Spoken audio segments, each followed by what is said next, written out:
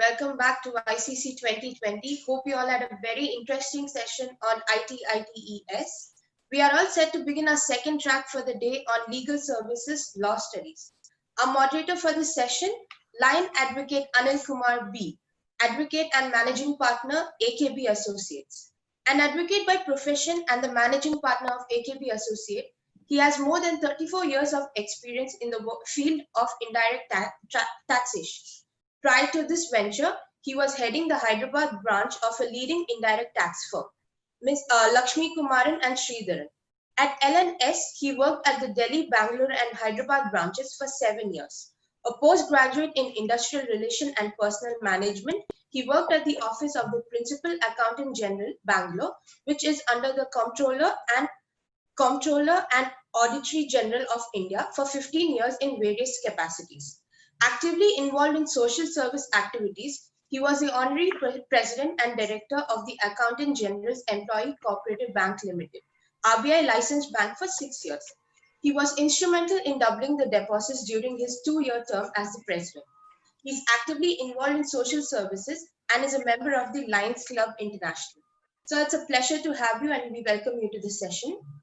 Thank you. So our remaining panelists for the session are G. Shivdas, Senior Advocate at Shivdas and Shivdas Law Chambers, Mr. Umakant, Associate Professor, Faculty of Law, National University, Singapore, Spurti, Intern at Lakshmi Kumaran and Sridharan, and finally, our student for the day is Nikita Nair, student at Law College, Thrissur. So we hand over the session to you. Thank you, Nikita, and welcome to all the panelists. It is a real privilege to be on this platform today. So we have a distinguished panel of legal luminaries and budding legal luminaries here. So Shivdas sir, I would start with you. Now, the way this pandemic is spreading, and because of that, a lot of changes, and that is why today we are having this virtual event too, which itself is a great event. What is your thoughts on how the legal profession would change after this pandemic?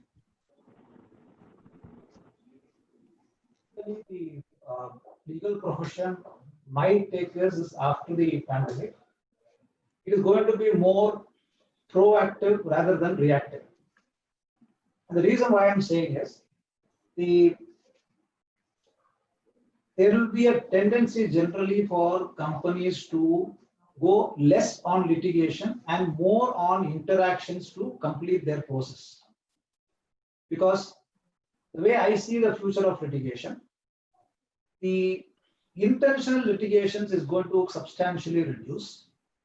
Something called a forced litigation, which for example, we see in all the tax matters and all, most of them could be forced litigations. Forced litigations may survive, but intentional litigations, companies will be very reluctant to go forward on that. Now, when you're looking at intentional litigations coming down, the future of lawyers, the future of budding lawyers will be more to interact with companies and try to solve problems without getting into litigation, which is what I think could be the future of litigation, at least for the next 3 to 4 years, because the situation is like that. Companies are looking forward to sustain themselves. They try to cap their reserves for activities other than litigation. So therefore, there would be a situation where the litigation in courts can come down, but otherwise it could be proactive support to companies to ensure that their problems are solved. So the role of lawyers, budding as well as the existing lawyers, would be to ensure that these proactive steps are taken and solutions are found without getting into the courts. That's what I would see the future of litigation. Okay, but again, that is as far as our this is corporate is concerned. But the other litigation would still be there. I mean, civil, criminal, motor vehicles, all those would still continue with whatever. Absolutely. See, what happens is, for example, in all your civil litigations, etc., the way I see it, at least the last 1 month or so, number of litigants, especially in property matters, all these matters, they want to sit together, sort out, and take whatever compromise from the litigation. Yes, that is what. Because everybody now is unsure what these things will unfold maybe after 4 years, maybe after 5 years. Okay. So waiting for 10, 12 years, typically a property matter takes about 20 years today in the courts. People are not willing to wait for it. So therefore, that is how there could be a dramatical change. And I see those changes to be in a positive manner. Right. Umakant, you being both in the profession as well as now into the teaching side, what is your views or your thoughts on what is going to be the legal trends or in the legal studies?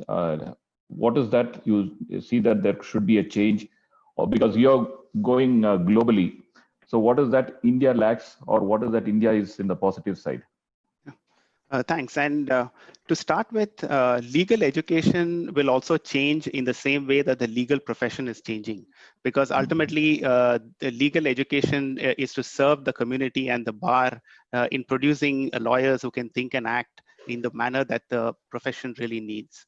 So from what legal education is likely to look like in the future, and also what youth who are interested in law or are currently in law need to be thinking about, I would say 2 or 3 aspects would come into mind.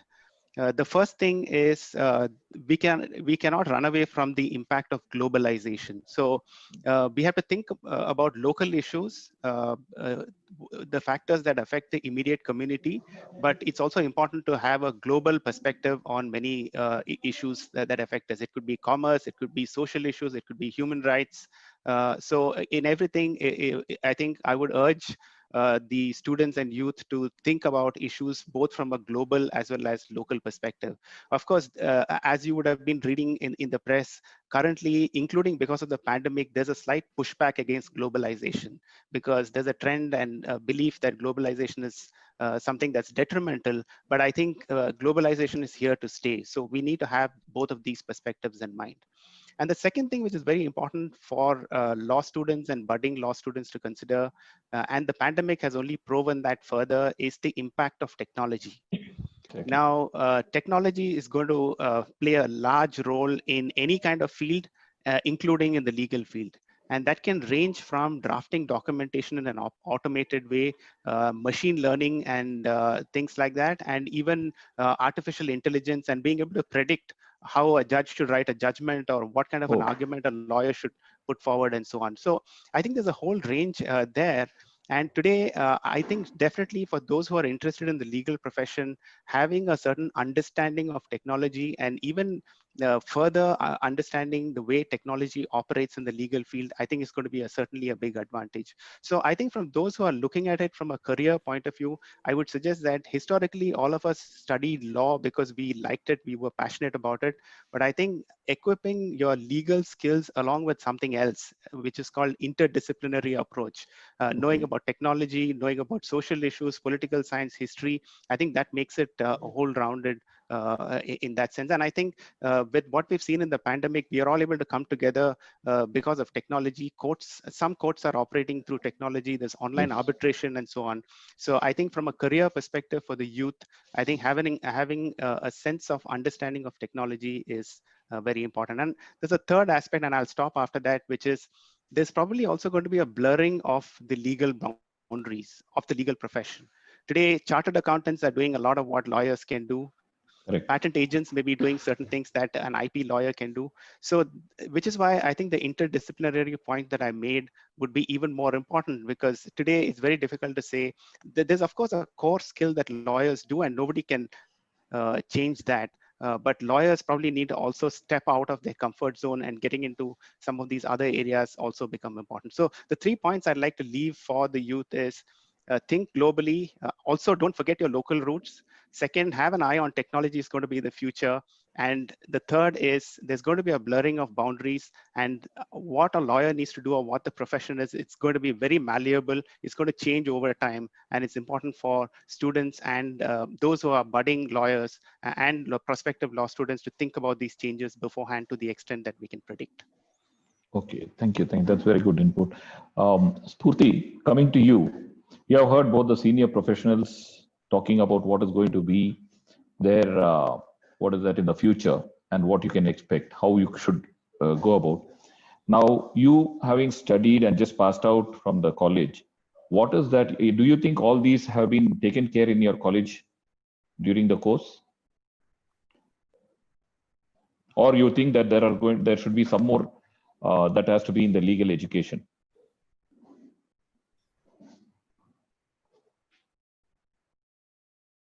Spurti, can you hear me? Sorry, sir. Could you just repeat the question? I just lost my connection. Yeah. Okay. I was just asking that you have heard both the senior panelists talking Yes. about what is going to be in the future, how you should embrace technology, and how a lot of changes are here to stay, whatever has happened in the last 3-4 months. So you have passed out recently, and do you think that you have garnered all these knowledge in your during your course, or do you think that there is some more things to be added to this in the future in the legal education system? So there are definitely some things that we learn through our internships, I think. And as a recent graduate, I would like to say that I think our internships teach us much more than what we would learn in law school per se. And that's a great thing, but there's also a small problem that I think I see with this sort of mechanism working, is that a lot of people, when they're doing their internships, they don't get to explore a lot of options, I think. Like now, if somebody is interested in going for litigation or going for a corporate job, I feel like out of the 5 years that we have, or even if somebody is doing a 3-year LLB course, the first 1 year, first 1 to 2 years, it's very difficult to figure out what do you actually want to do. So I think it's only later in your law school experience is when you actually try to develop interest and you see that, okay, I like these subjects and I want to explore more of that. So I feel like that experience you only get through internships. So I feel like if the law school curriculum is changed a little bit more, say that maybe subjects like CPC or CRPC or arbitration, I think it's my personal suggestion that maybe you change these subjects and make them clinical in nature, where you actually go to court, you learn how to draft, how to go to a court, how to just learn the nitty-gritties which we don't really learn till we actually go and do the internship. I think that would help students come a long way and prepare us better. Like when we enter the field, let's say that today as a young graduate, when I go into a corporate law firm, or if I go to a litigating lawyer, they would be surprised so many times to know that our basics are not really that strong. Even if we have done extremely well in our college, we've had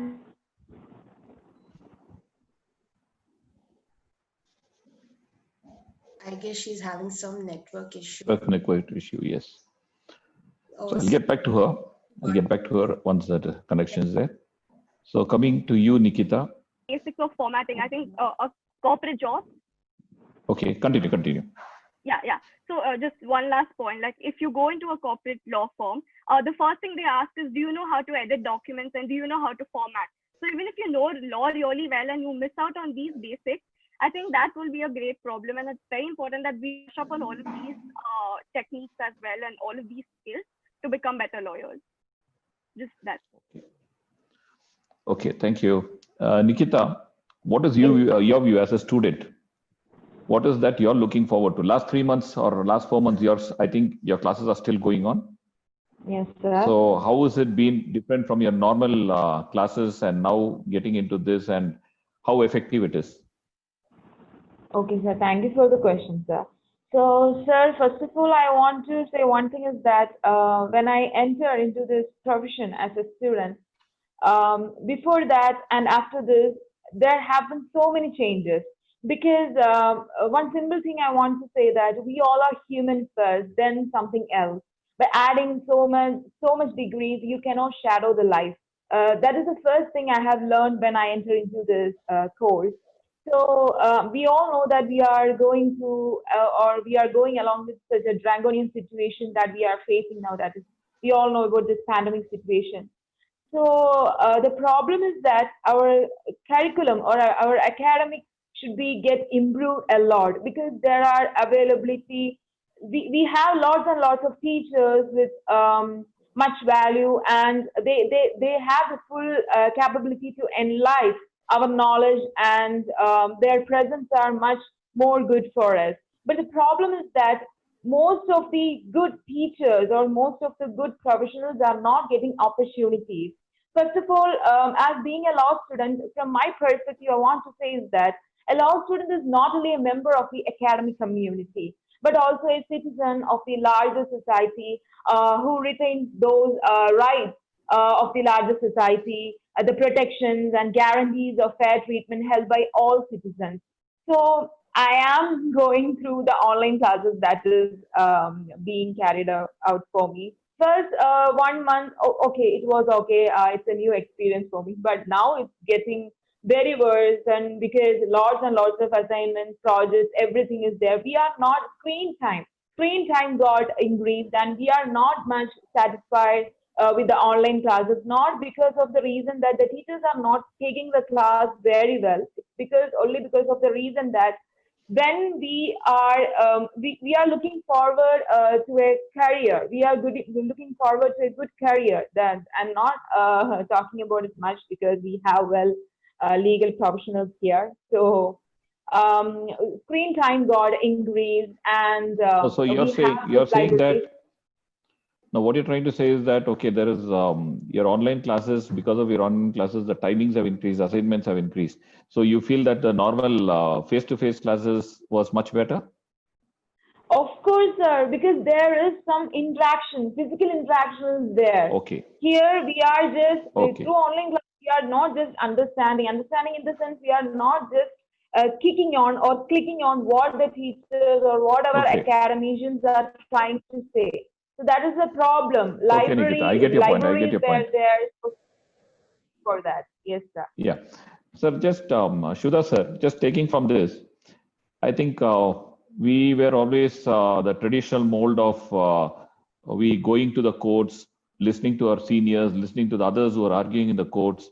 We learn a lot. Many of the things, even today, when we take up, it is more of, what nobody has thought, but by just observing, seeing how the arguments after getting into the case, we see our seniors standing and then we take it up. So, sir, with this in mind, now with the technology, as Umakant was stating that we had to embrace technology, there's no, without that, there's no go. Once we embrace technology, how are the virtual courts going to be? Will it be effective for a student or for the youngsters to come out with more this thing, or will it be a lacuna? Virtual courts have started functioning. Now, you can't say virtual courts is not going to be there. It is going to be there. Now, whether it will be a complete replacement of the physical courts is a larger question. But in a virtual court, what happens is that it becomes a one-to-one interaction with a judge in a particular matter. You are right. All of us in the traditional mode have learned a lot by being in the court. We learn not only about the case, we know about what we call as a court craft. How you should handle a judge. How do you answer questions? How do you behave yourself in a court? How you don't get irritated when the judge also becomes offensive. These are all things which comes to you by an experience. So you are there in the court, you keep seeing people who are extremely senior still reacting in a very positive manner and a very calm manner. That's the best lesson you can ever have in a court. Now that I don't think will happen in a virtual court. So therefore, for all the youngsters, for all the budding lawyers, that is going to be a big disadvantage for them. Because the advantage always is that sitting in one place, you can appear before all the courts. See, for example, sitting in Bangalore, I have appeared before the other courts, we have appeared before the Supreme Court. So that is possible. So from an opportunity point of view, it will always throw open a lot of opportunities. There will be a multitude of opportunities. But the experience which you get by being in a court and by listening to the others, in fact, you get assistance also from other seniors in the courts. When you argue, when you know that you're not going well, you may not be in a position to gauge it, but because you're arguing a matter, but somebody is sitting behind will be in a position to see that what you're arguing is not going well with the judge. Therefore, somebody will come and tell you something, they can whisper to you, you can always change your arguments accordingly. So those are all very great experiences which you get in a court, that maybe people will lose if you get into a virtual court. So according to me, it should be a combination of virtual court and physical hearing, where everybody will get to know the nuances of arguing in a court. At the end of the day, any litigating lawyer gets the best feel when you're in a court. Whatever may be the extent of the knowledge you have, as somebody was pointing out, I always felt the 5 years or 3 years of knowledge or the lessons you get in a court, in a college, is of, you start with, I say, size 0 in a court. So effectively, that means nothing when you start arguing in a court. So therefore, these are all experiences that comes. So my take is that somewhere there has to be an alignment between the virtual courts and the physical hearing. One cannot replace the other. So how do you manage it? How do you take a balance of both will be a challenge for the administration and the courts. Okay, thank you, sir. Umakant, in your profession, I mean now in your academic field, what is your take on the merits and demerits of a 3-year course and 5-year course and the international exposure? Is it required for the student to study here in India? What is your take on that? Yeah, thanks. So again, at least in India to start with, there is both the what is called as a traditional university system method, where people would do an undergraduate degree. It would be BA, BSc, BCom, and then do 3 years of law. And until 1988 or so, that used to be the only available option. And it is only now when the national law schools have come and certain other universities like Jindal and so on have come, that there is a 5-year program. And I think quite a few of us on this group may either be in the 3-year or 5-year, and both have their merits and demerits. I think the advantage of the 5-year program is after the 12th standard, one is locked into law, and pretty much from day one, all that student starts thinking about is law and maybe certain other subjects like history, economics, and political science, and so on. So the advantage is you start thinking about law early on, and as Spurti mentioned, maybe you start doing internships early on and you develop your career pretty fast. So you can fast track the whole system. But 3-year law, I think, has a lot of advantage as well. And many other jurisdictions around the world which didn't have a 3-year program, they used to have a 4 or 5-year program. Now they're going back to the merits of a 3-year program. So for example, in Australia, it used to be like the 5-year. In India, after high school, people would go to do law straight away. But they've decided that that's probably not the way to do. And they have, many of the universities, especially the leading ones in Australia, have done away with their 5-year program. They only have the 3-year program because for 2 reasons. And the US only has what is called as a JD program, which is only a postgraduate program. And the reason is, by the time somebody starts doing law, they have already specialized in another field. It could be commerce, it could be science, it could be arts. And law is something that gets superimposed over a skill that is already there. So by the time somebody gets out of law school, they not only know about law, but by the time they approach law, they are a mature student. They've already done a degree. So the way they think about the legal issues is very different from somebody who's just 18 years old outside of law school. So I think there's a lot of advantage. And I think people are beginning to recognize that having another skill before you do law will enable you to come out as a more wholesome individual, and that will last the person through the professional career in terms of what other things that people have done. And if you look at the US, it's even slightly different. People do an undergraduate degree, they work for a few years, and only then come to do law. And they could be anything. Okay. They could be an technology professional.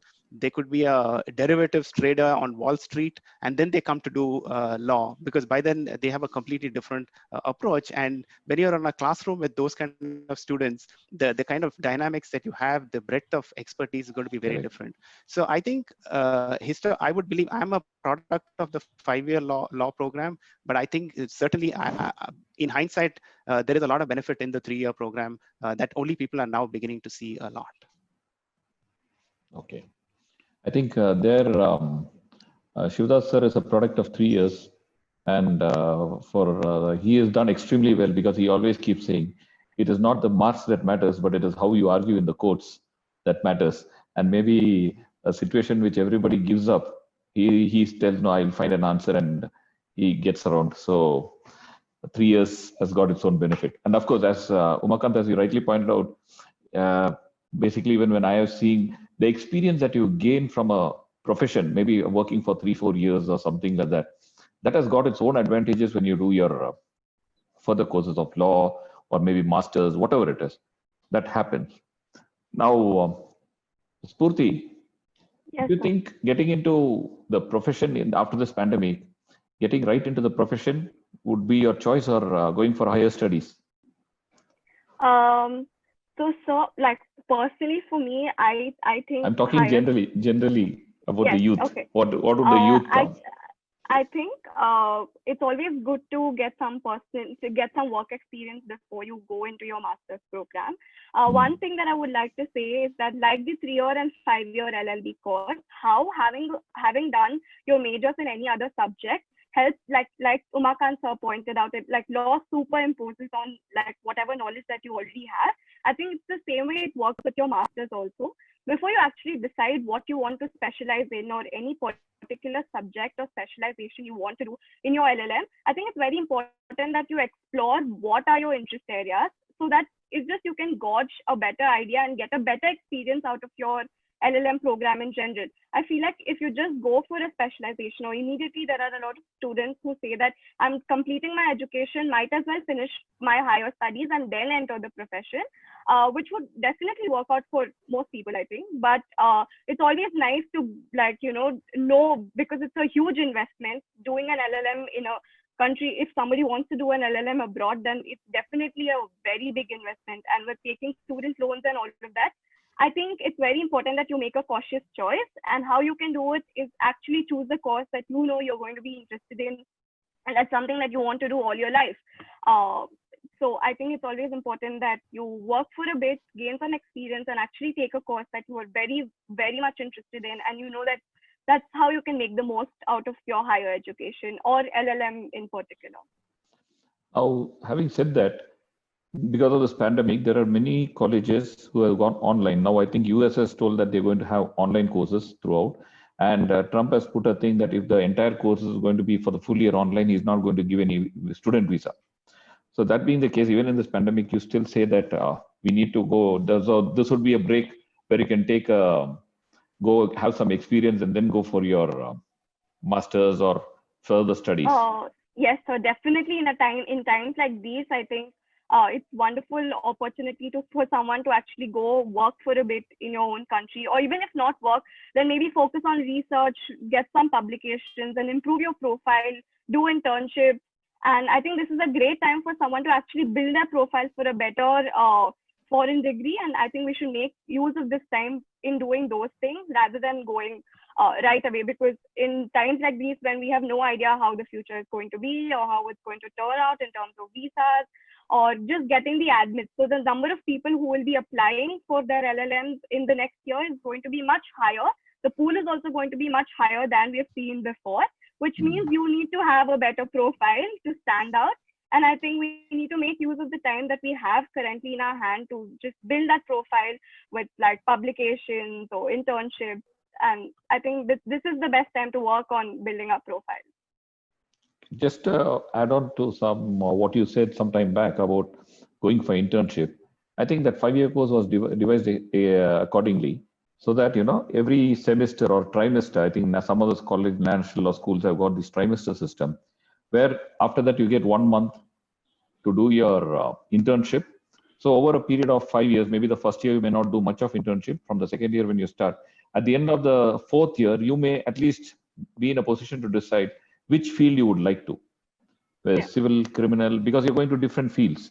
So that is one thing I think which the youth also should think, because some of the clients, some of the students who come for us, they just go just to the same type of the thing. If I had gone for corporate, then next time also they try for corporate, third time they try for corporate.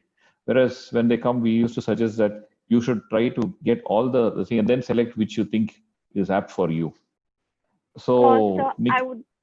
Yeah. Can I just make a point here? Yeah, sure. So just one thing. So again, there's a problem there, I think, because by the end of 4th year, even if you like decided what exactly you want to do. I think there's always this problem where you want to explore before you make a decision. Like you want to try it all before you stick on to one decision. But I think what law firms would generally prefer is that they want to see that you've been interested in like getting a corporate job since the very beginning. So they see that have you done only corporate jobs throughout, or like what have your internships been? So that time I think it forces students to focus on one sort of like one particular area of internship.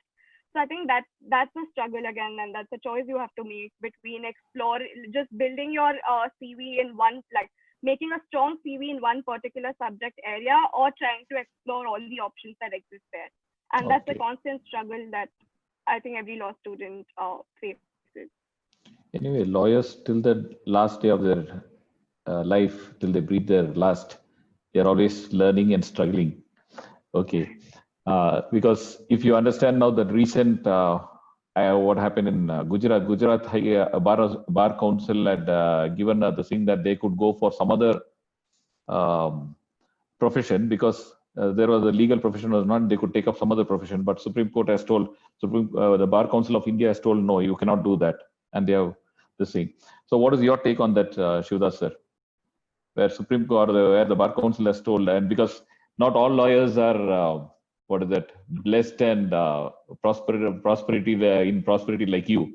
So what about the small time lawyers, especially in the tier 2 cities and others where the courts are not functioning, and especially the youth? I mean, those who have just gone and see people at least who have 10 years or 15 years of practice, it could be okay. But those who have just got into practice, of course, Bar Council and the respective state councils are giving them some stipend and things like that. But will that be enough for them to sustain? You see, the reason why people who are lawyers want to do something else is because they are in a severe strain. Because most of the lawyers, at least substantial portion of the lawyers, depend upon the functioning of the courts. Now, where the courts don't function, then there is a problem for them to do a sustain. Therefore, they go into certain other areas where they think they can do a sustenance for a particular period of time. None of these people want to go out of the profession by choice. They are doing it by default because they have nothing else to do. That is number one. Now, when Supreme Court says that you should not do anything else, that is because lawyer as a professional and law as a profession is considered as a service. And once you are trying to do a service, then you are not to get into any other activity. There is a noble intention behind the Bar Council having those rules, and that's what the Supreme Court says. Now, let us also be practical. Even assuming Supreme Court says that you don't do anything else, what prevents a lawyer from doing something else for which he has to make his profession money? Say, for example, I don't know whether you would have heard about the news item. There was a very senior lawyer in, I think, somewhere in Tanjore or Nagarkoil. He lost his practice because the courts were not functioning. Now we started making tea and selling tea. Correct. So that is a state that some people can be there. Therefore, that is more forced by the circumstances and not by a choice. Now, my take as far as the youngsters are concerned is, please do not get swayed by these interim measures that are being taken either by the Bar Council, circumstances that are getting forced, the Supreme Court saying this. We should be focused on what you want to do as a lawyer. Okay. Any lawyer will be relatively known only after maybe 10 years of practice. No lawyer will be known at least for the first 10 years of practice. As they say, first 10 years or first 12 years, you keep working without really looking at what you will get. The next 10 years is where you can continue to work, but you will get something. And maybe towards the end, last 10 years is where maybe you do nothing but still get money. So that is where this profession is.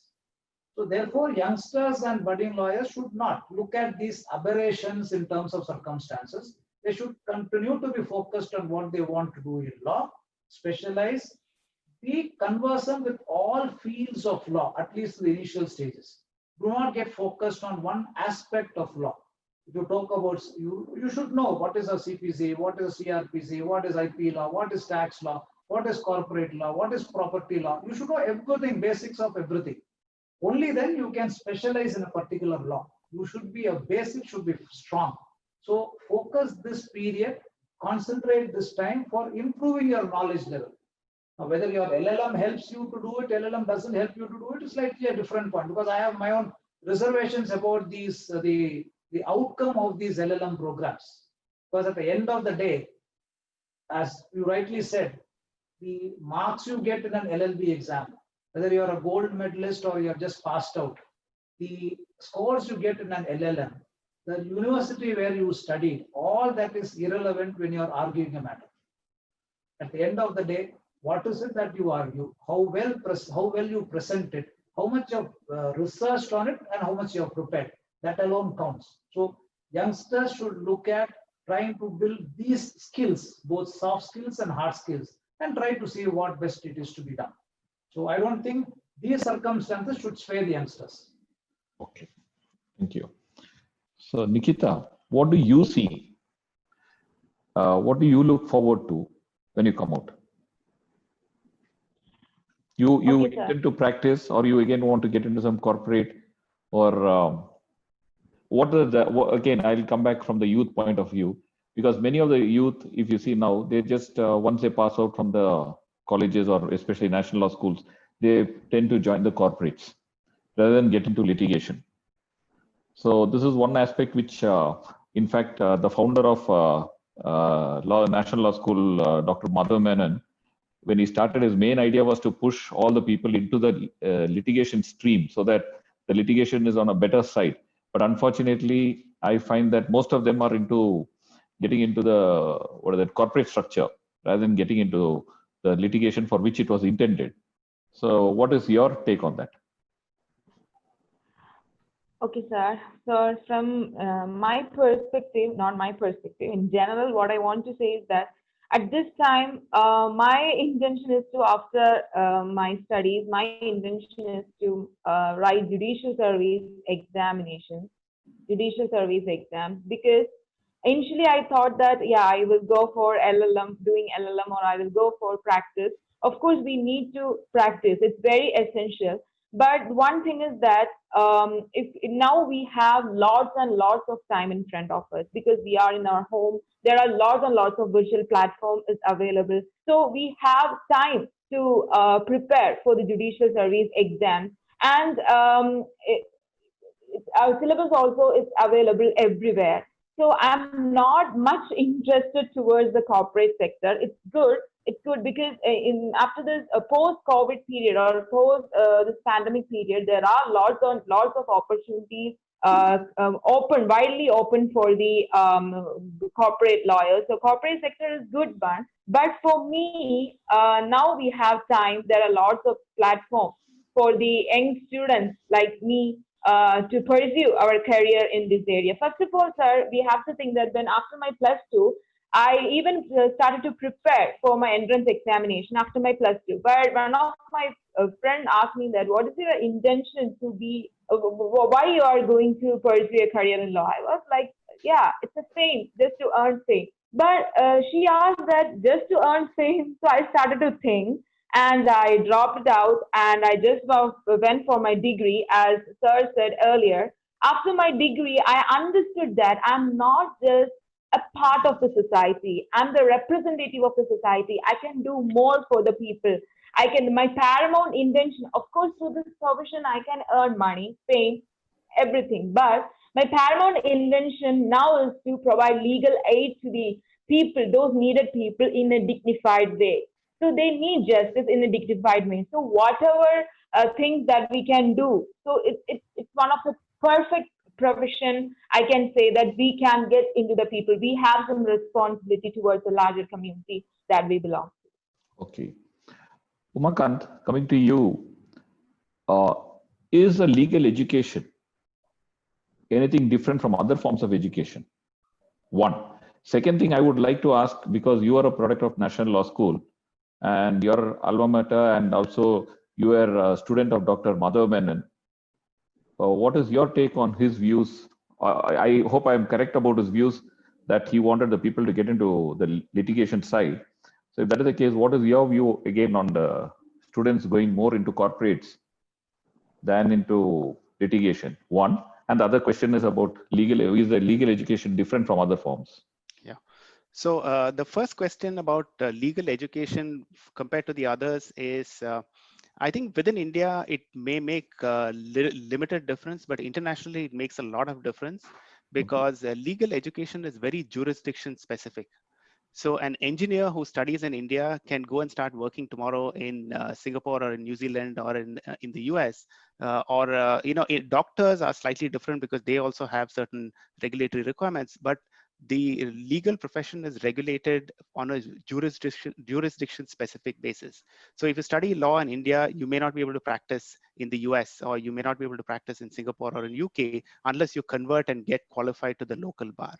So that is one thing to keep in mind. That's in that sense, law is very different from many of the other disciplines. But again, it doesn't make a difference unless any of the participants here have ambitions to be mobile and go to other parts of the world.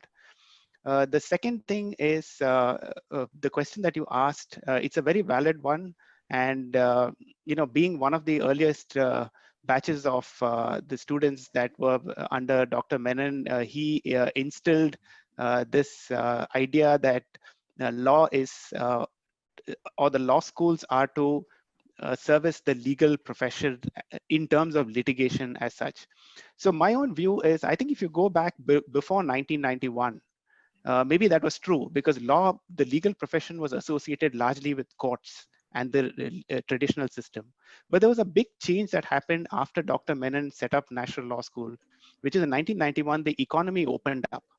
And the nature of the legal profession changed because suddenly it became very transactional. Negotiations became important, structuring transactions became important, corporate transactions took on an important role. So the opening up of the economy in 1991 brought about that change, which I think is something that we can't wish away. I'm not suggesting for a moment that litigation in courts is not important. It's probably still the bulwark of what lawyers do, but there are many, many other things. It's not just corporate sector. Corporate sector is one thing. When I say corporate sector, it doesn't mean like working in-house or in law firms. There could be many, many other things that can be done in relation to the corporate sector. And there are many other things that lawyers can potentially go ahead to do, or law graduates can go to do, and which I think much less is spoken about. But in the last 10 or 15 years, I see lawyers doing so many different things. What Nikita mentioned is a good example. People straight away want to go into judicial service. Many people also want to go into civil service. So lawyers contribute a lot to civil service and bureaucracy. And some of my friends and classmates and those who overlapped with me in law school are now, in the Indian civil service as such. Second is they can go into policy-oriented analysis. So there are many think tanks that are there in India now, which has increased in the last few years. You can even contribute by bringing about policy. So one way by which you contribute to society is not just by, you can become a judge, you can become a lawyer, but you can also contribute by helping Parliament develop policy, for example, or helping the government develop policy. And it could be many other aspects. You can become a diplomat. You can go on to the UN, you can serve an international body, you can be, so many lawyers who graduated from India are now in the World Bank, IMF, and so on. So there are many, many options available, and you can also go on to become a law teacher. So my own view is, yes, courts are extremely important. They are still going to be, always going to be important.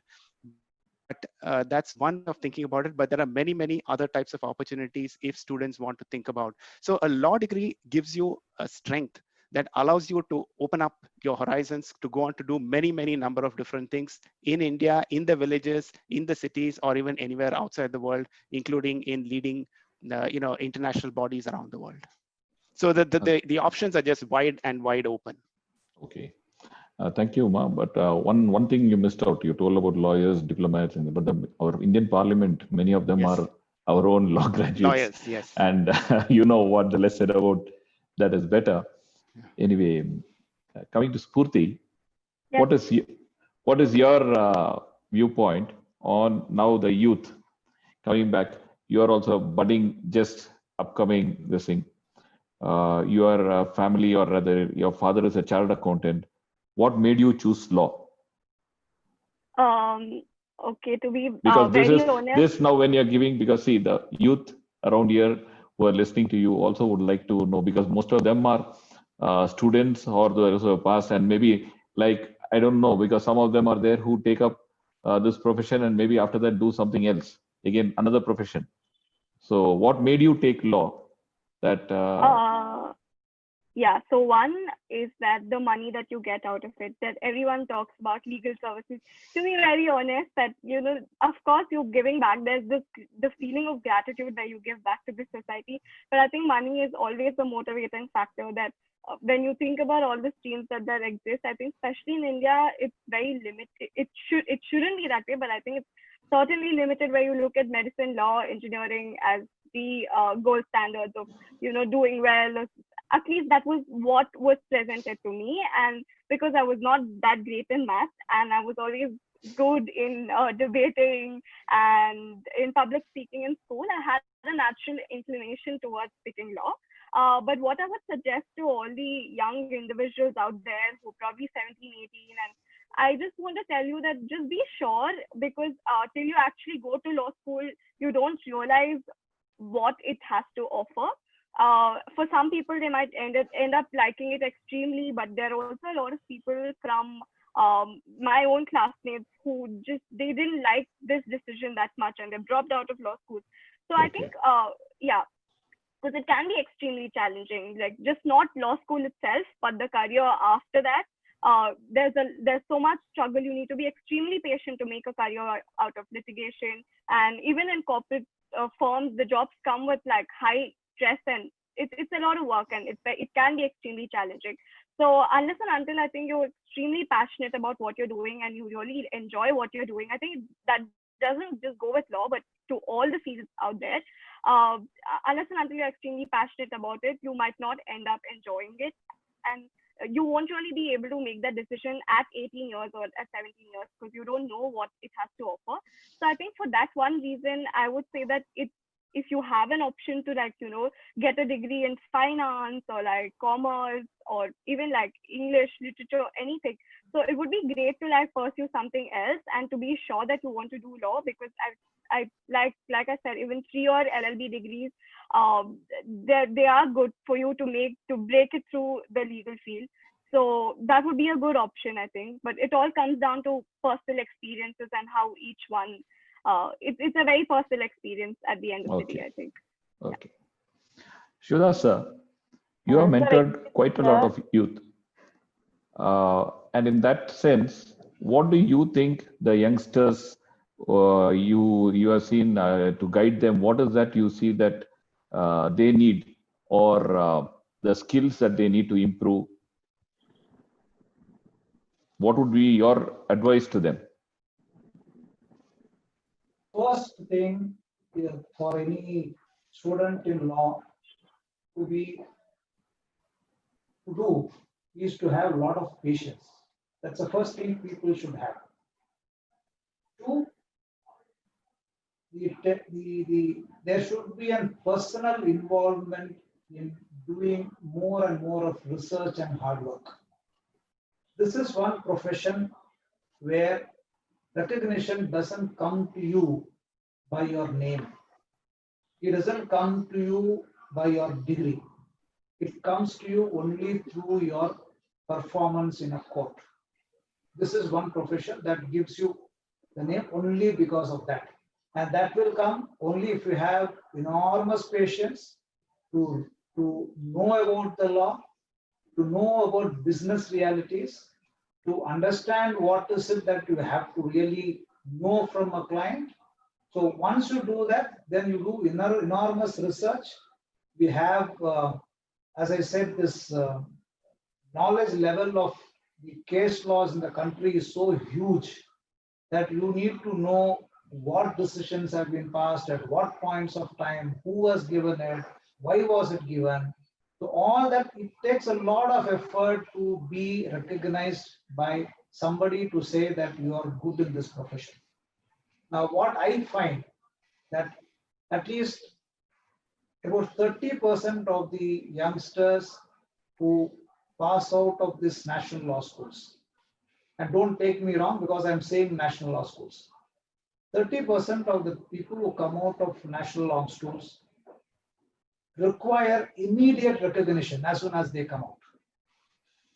So that they think that because they have come out of the national law schools, therefore everybody should recognize them as one of the most promising lawyer the country can ever have.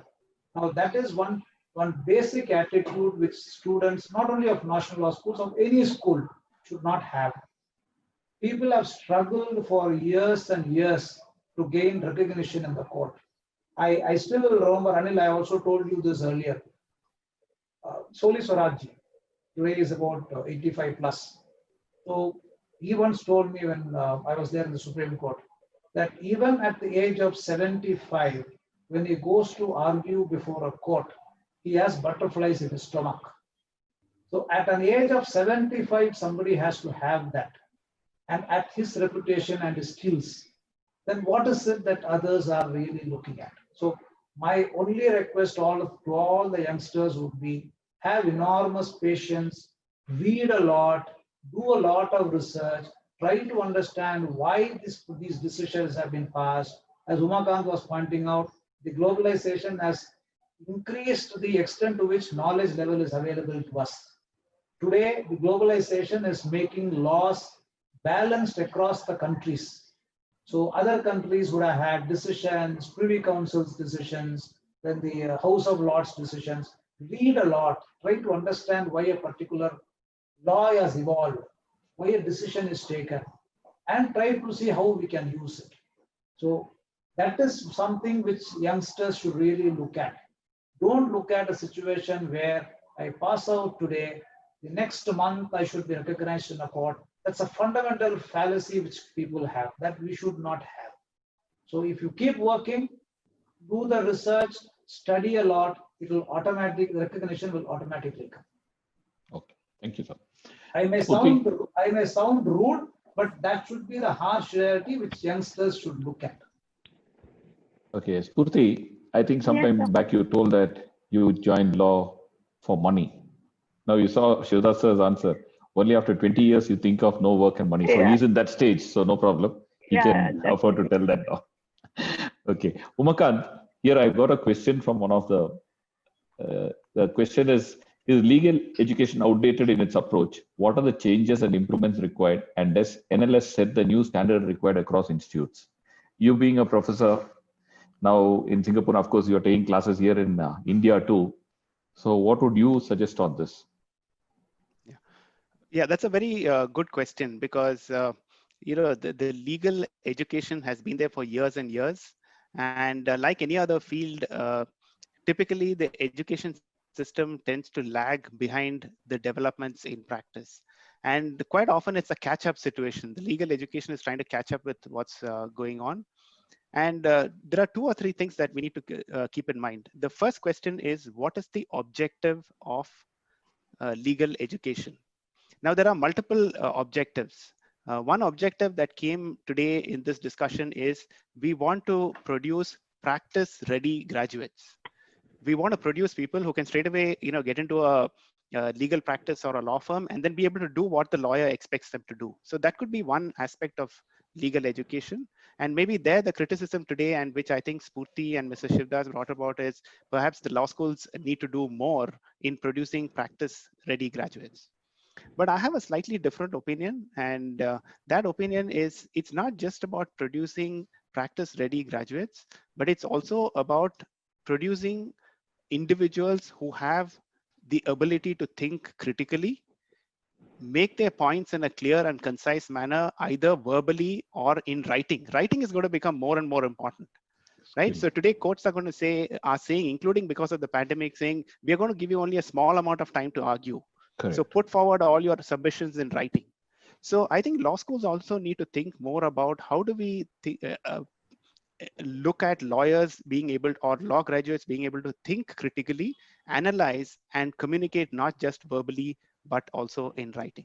right? So maybe there is a bit of both, and I don't think these are mutually exclusive, because we don't Okay. want the law schools just producing people, it's who just become like objects who can go into practice in a sense. It's not like a industrial kind of situation. So we want a Correct. bit of both. We want and to your second question, I think maybe there are some law schools who are taking the lead and can do that than others. And I think that's just the way the system. India has over the 13 or 1400 law schools. So I'm sure some law schools will have to take the lead in thinking about these issues.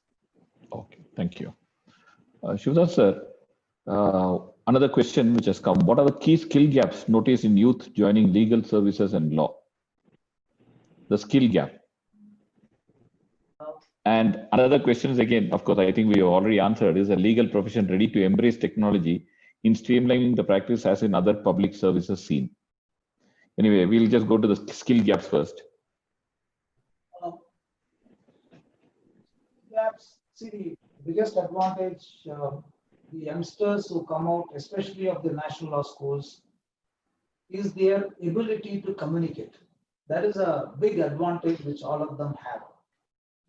And that is percolating now, because to the other law schools as well, the other non-national law schools also, it is percolating now. And the skill of communicating is extremely important in this profession, so that these people have in abundance. But the question would be, how do you, I would say, modulate that skill of communication to what is required to be communicated? See, there is no point in talking about a particular proposition of law for 15 minutes when you can communicate it in about 5 minutes. So therefore, It's, as you always say, yes, the first 2 minutes to a judge. absolutely. If you cannot convince a judge in the first 5 minutes of your arguments about what your case is, then I think we can't do it even if it takes 5 hours. So that's the ability which the youngsters should have. So as you said, that effective communication, that's what is the most important requirement. So they have an ability to communicate, but they should convert it into an effective communication ability. That is one thing which all the youngsters should have. Two, see, what happens is they always imagine an actual court to be the same as a moot court, which they keep doing. Okay. There's a huge difference between a moot court and an actual court. Like, even for us, every day's court is different. What happens today will not happen tomorrow. What happens in the morning in the same matter may not happen in the same matter in the afternoon. It goes every hour. There's a change in the manner in which matter goes on. So therefore, there's a difference between a moot court and then the actual court. Therefore, they should not try to replicate whatever happens in the moot court in an actual court. So these are all small things which people should know. Third, they have enough ability to research, because when they do a moot, when they do a papers, all your assignments, etc., they do have research abilities. They should use the proper research abilities to the manner in which it is required in a particular area or in a particular day. See, the fact that I know contract law as is being practiced in UK, in US, or another country, does not necessarily mean that I know the way contract law is being looked at today in the courts. So therefore, these are all abilities which they should convert into working abilities for lawyers. So these are all things which they should really look at. Okay. So I think we can just conclude, because I think we just got another 2 or 3 minutes, to say that today with this discussion, one thing is that globalization is here to stay. The use of technology is a must. I don't think without technology, as both Umakant and Shivdas sir were saying, it is here to stay. Virtual courts are there. You have no other choice. And then the research and hard work for a lawyer, only that can bring him along with his personal involvement. Because as in a law firm, it's not just about earning money. Today, yes, a person can just charge 10 lakhs for one appearance in the Supreme Court and go, but that is out of so many years of dedicated practice. so many years of learning skills, and as one of the panelists was pointing out, you just knowing everything is not enough. You should know when you should stop arguing, when you should put in your points, right? So ultimately, till the end, we are there here to learn, and also with the growing technology. So today, one thing is research has become too simple actually, because of computers, because of technology. You just put, maybe when I joined Lakshmi Kumaran sir's office and Shivdas sir was there, we had a few people who just say, take page 1952 volume, page number 733, last but 3 lines, you will get this word, this sentence, and it'll be there bang on the point. Today, if we tell, we'll have to Google that. And one more thing to all the youth that I could say is, unlike earlier days, today the youth or the clients, I won't tell the youth, the clients are more aware of the law than us. I would say that, because all they need to do is Google. How even doctors today, before they go to the doctor, they find out all their symptoms and this, can you prescribe this? Same way to the lawyer, they come telling, no, this case law is there, that case law is there. So you need to be prepared, because we get calls, okay, today this notification has come. What is your opinion? Maybe we wouldn't have seen. So if you're a little late and if you don't embrace technology, as Umakant was saying, we'll be left out. So with this, I think, thank you all the panelists. It was really good discussion with all of you. Shivdas sir, thank you. Umakant, thank you. Spurti, thank you. And Nikita, and to all the participants who are there in this, in today's virtual event. Sir? Yes, Nikita? Sir, actually, one last thing I want to say to my all Make it dear very brief. friends Make who it are, very brief, because our time is out. nothing. Yes, sir, I'm not saying that alone within one day we can do everything and we can change everything. We have to do hard work. We have to do a lot. And the law students have lots and lots of opportunities there. Don't curtail into what LLM, judicial services, and any other thing. We have opportunities in army, Navy, in fisheries, in everywhere. We have lots and opportunities. I am doing research about that. So please utilize this time and opportunity. That is what I want to say. Thank you so much. Right. Thank you.